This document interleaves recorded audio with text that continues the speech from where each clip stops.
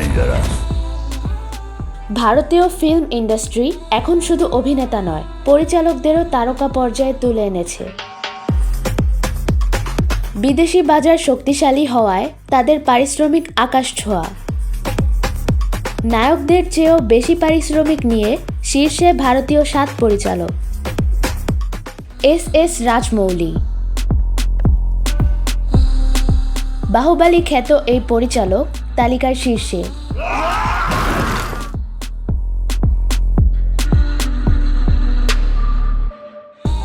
RRR এর Oscar জয়ীর পর নতুন সিনেমা বারাণসীর জন্য নিয়েছেন 200 কোটি রুপি।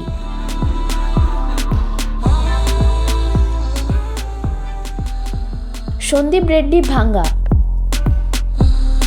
অর্জুন রেড্ডি, কবির সিং, किसी ने नहीं देखा। অ্যানিমেল। মাত্র 3 সিনেমাতেই ব্লকবাস্টার এই পরিচালক। স্পিরিট ও অ্যানিমেল পার্কের জন্য পারিশ্রমিক 100 থেকে 150 কোটি রুপি।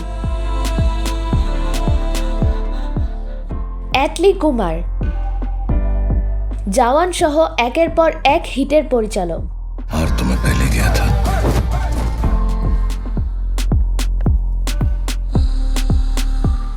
নতুন সিনেমা AA26 এ নিচ্ছেন 100 কোটি rupee.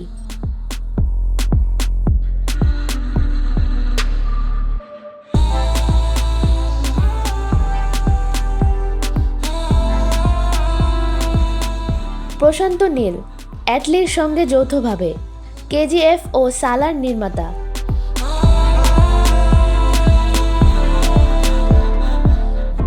Simple English, no confusion. তারও পারিশ্রমিক 100 কোটি রুপি।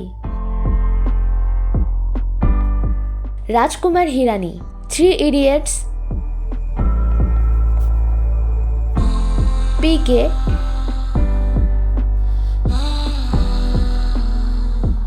ডাঙ্কি নির্মাতা এই কিংবদন্তি এখন প্রতি সিনেমায় পান 80 কোটি রুপি।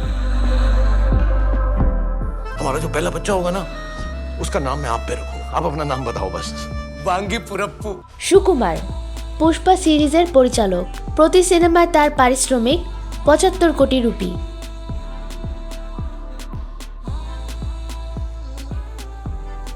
সঞ্জয় লীলা বানসালি, দেবদাস, পদ্মাবত সহ বহু ক্লাসিকের পরিচালক।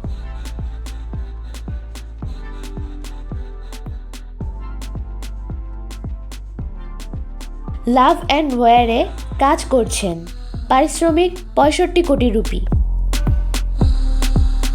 ভারতের টপ 7 পরিচালক এখন সিনেমা প্রতি 65 কোটি থেকে 200 কোটি রুপি পর্যন্ত পারিশ্রমিক নিচ্ছেন, যা তাদের বিশ্বব্যাপী জনপ্রিয়তা ও বাজার দখলের বড় প্রমাণ।